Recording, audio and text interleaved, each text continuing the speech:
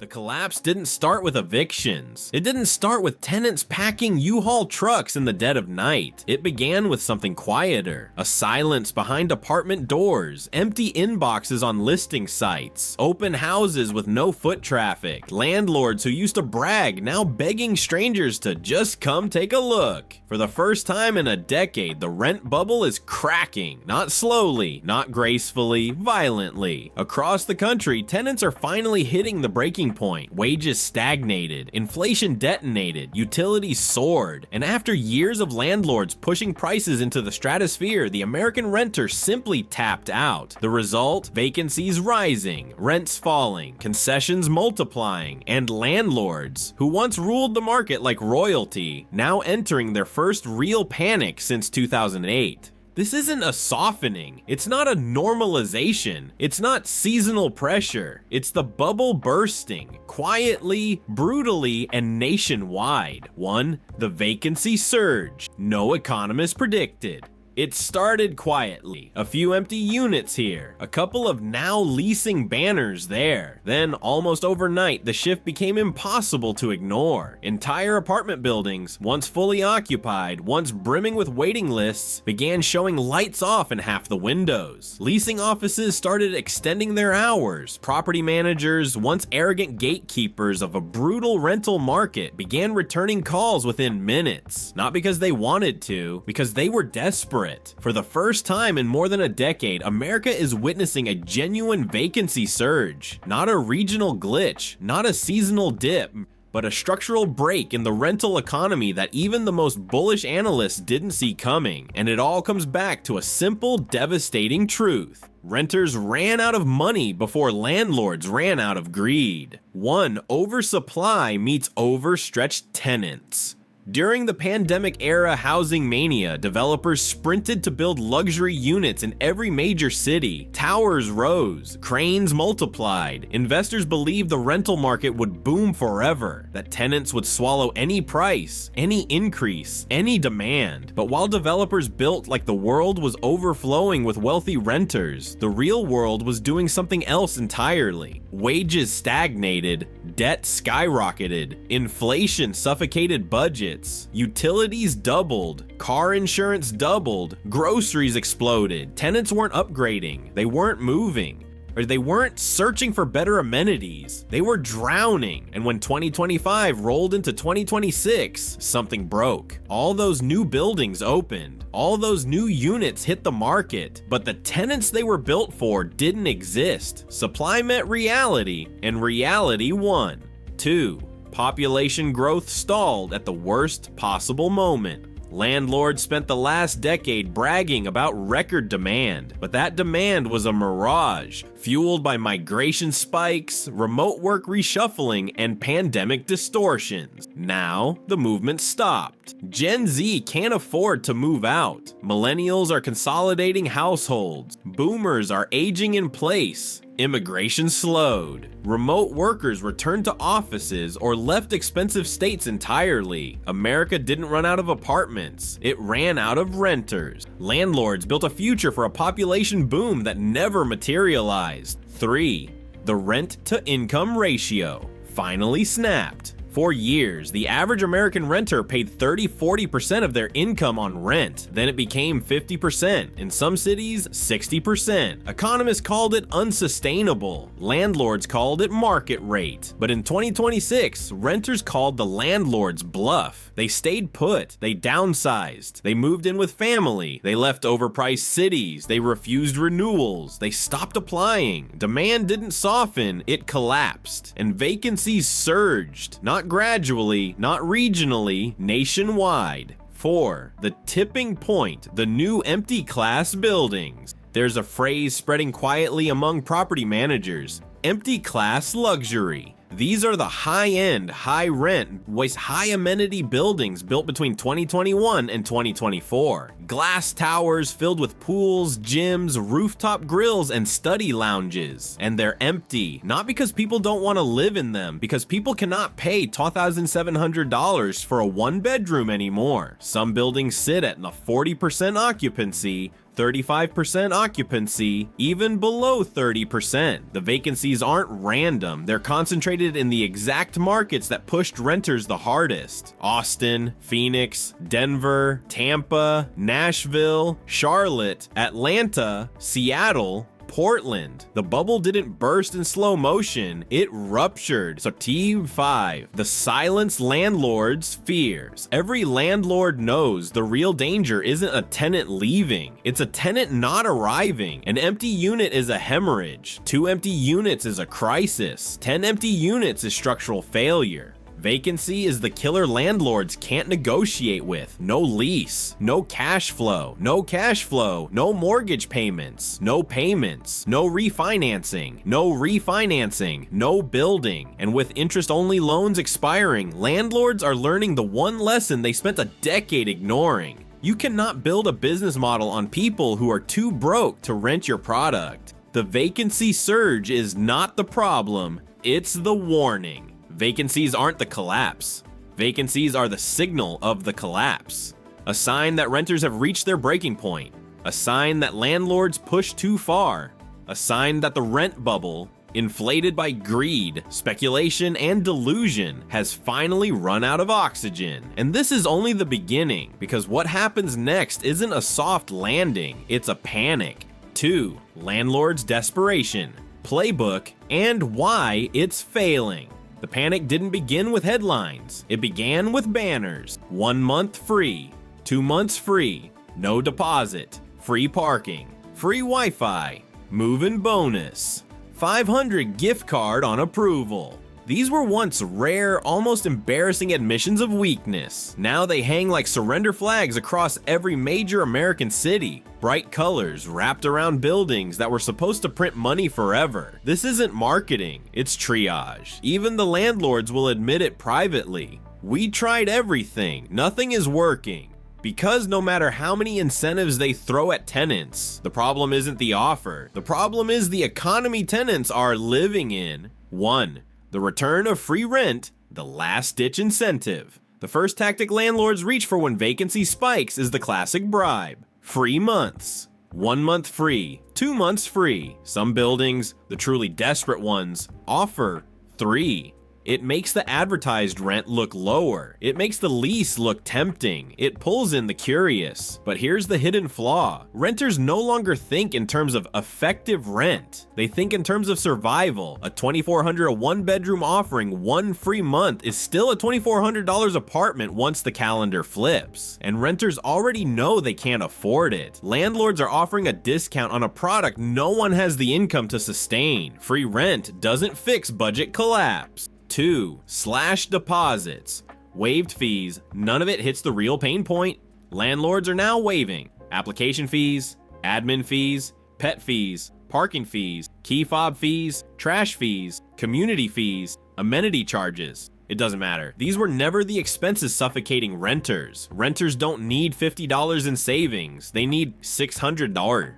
They need a rent that doesn't take half their income. They need utilities that don't double every summer. They need insurance that doesn't explode. They need groceries that don't cost a second job. Waived fees are band-aids on amputations. 3. Luxury amenities are now a tax on the building. For years, developers loaded buildings with amenities, gyms, rooftop lounges, co-working spaces, private pools, dog spas, golf simulators, game rooms, climate-controlled parking. These were designed to justify skyrocketing rents. Now they're liabilities. Renters don't care about a rooftop lounge. They care about not going broke. Worse, amenities are expensive to maintain. Heating pools, cleaning gyms, repairing equipment, staffing front desks, ensuring shared spaces. When a building is 30% empty, these spaces turn into financial sinkholes. Amenities once sold leases, now they accelerate bankruptcy. 4. Gift cards, cash bonuses, and bribes. The signs of collapse. When landlords start handing out cash just to get someone in the door, the bubble is beyond repair. Some buildings now offer $300 Target cards, $500 Amazon cards, $1,000 Visa cards, move-in cash bonuses of $2,500 This isn't leasing, it's bribery, and it's still not enough because a one-time bribe cannot offset the crushing monthly reality of rent. Landlords are fighting a financial fire with coupons. During 5. The biggest problem, tenants now have options. For the first time in a decade, renters are no longer competing for units. Landlords are competing for renters. The power dynamic flipped overnight. Tenants can walk away, tenants can negotiate, tenants can demand repairs, tenants can ask for lower rent, tenants can reject increases, tenants can shop around, tenants can wait, tenants can move into brand new buildings for cheaper than old ones. Landlords hate this, but they can't fight it. And the market finally shifted in renters' favor, not because conditions improved, but because conditions got so bad that vacancy became a fatal enemy. Renters have leverage now. Landlords lost theirs. 6. Why all these tactics fail. Landlords are trying to solve a demand problem with supply tricks. You can throw discounts, bonuses, and free months at an empty market, but you cannot force people to rent apartments they cannot afford. America reached the affordability breaking point. Not emotionally. Mathematically, the rent bubble wasn't built on income, it was built on desperation, and tenants finally ran out of desperation. The desperation playbook isn't the end, it's the middle. The incentives, the discounts, the gimmicks. They're not signs of recovery, they're signs of fear. Landlords know what comes next. Regional rent crashes, investor defaults, and entire cities entering freefall. Chapter 3. The downfall of rent forever cities. For nearly a decade, certain American cities lived like the laws of economics didn't apply to them. Austin, Phoenix, Tampa, Denver, Nashville, Charlotte, cities that believed rent could rise forever. That demand was infinite, that tenants were bottomless, that people would swallow any increase, any fee, any insult because they had no other choice. These were the rent forever metros, poster children of the boom, casualties of the bust, and in 2026, they are falling faster than anyone expected. The hype is dead, the demand evaporated, and the investors who pumped billions into glass towers and luxury complexes are now staring at the one number they swore would never rise: vacancy. 1. Austin, the tech mirage finally breaks. Austin spent 5 years pretending it was the next Silicon Valley. Developers built thousands of luxury units for on-tech workers, remote workers, high-salary migrants, out-of-state professionals. Then reality caught up. Tech layoffs hit. Remote workers left. Wages stagnated. Home prices stayed insane. Renters went broke. Austin now has some of the highest vacancy spikes in America. A city built for high earners with a population suddenly earning less. Entire districts like the Domain and East Austin have buildings at 30-40% occupancy. The boomtown became a bust town. 2. Phoenix, the overbuilding capital of the Southwest. Phoenix developers acted like migration from California would never stop. They carpet bombed the city with luxury apartments. The result? More supply than the market could ever absorb. And when utilities soared, insurance doubled, and wages flattened, the outflow began. Gen Z moving home, millennials fleeing high rents, fixed income retirees leaving, new arrivals slowing to a crawl. Today, Phoenix is drowning in empty units, a rental glut the city has never seen. Investors call it softening. Locals call it what it is: oversupply insanity. 3. Tampa. When rent outruns income, the market dies. Tampa was a migration darling, one of the fastest growing cities in America from 2018 to 2023. But the growth was artificial. People moved for affordability. Then affordability vanished. Rents exploded 40-60% in some neighborhoods. Insurance costs became the highest in the nation. Wages didn't rise. Jobs didn't keep up. Middle-class families fled. By 2026, Tampa's unstoppable rental market hit the wall. Vacancy rates are climbing quarter after quarter. Luxury buildings near downtown now offer multiple free months just to get a tour. The demand wasn't stable, it was temporary. And and now it's gone. Equalized. 4. Denver, the remote work collapse hits hard. Denver's growth was fueled by two groups. Remote workers, young professionals, both evaporated. Remote work slowed. Companies hauled workers back to offices or slashed staff. Young professionals, crushed by inflation, cut spending and consolidated housing. Denver went from low vacancy to massive oversupply in under 2 years. Developers built like demand was endless. It wasn't. Now entire luxury complexes sit half empty along the Front Range. 5. Nashville, the tourism fantasy implodes. Nashville built more luxury apartments per capita than almost any city in the country. Developers assumed tourism would climb forever. Remote workers would pour in, income would catch up. The city would become the next Austin. None of that happened. Tourism slowed. Inflation gutted discretionary spending. Remote workers returned home. Living costs soared far beyond local salaries. Now Nashville landlords are offering 2 months free, half off deposits, waived application fees, $500 move-in bonuses, and still struggling to fill units. 6. Charlotte, the investor darling that turned into a liability. Institutional investors, Blackstone, Invitation Homes, Tricon, all targeted Charlotte. They bought homes, they built rentals, they converted neighborhoods into corporate-owned communities. It worked during the boom. Now it's backfiring. Investors overbuilt, rent outpaced wages, affordability collapsed. People stopped moving in, renters moved to cheaper areas. Charlotte's vacancy rate is now one of the fastest rising in the Southeast. For a market that relied on endless migration, that's fatal. The pattern is consistent and devastating. Every rent forever city followed the same script. 1. Mass migration spike. 2. Investors flood the market. 3. Developers overbuild. 4. Landlords push luxury pricing. 5. Inflation kills the local economy. 6. Tenants hit their breaking point. 7. Vacancies surge. 8.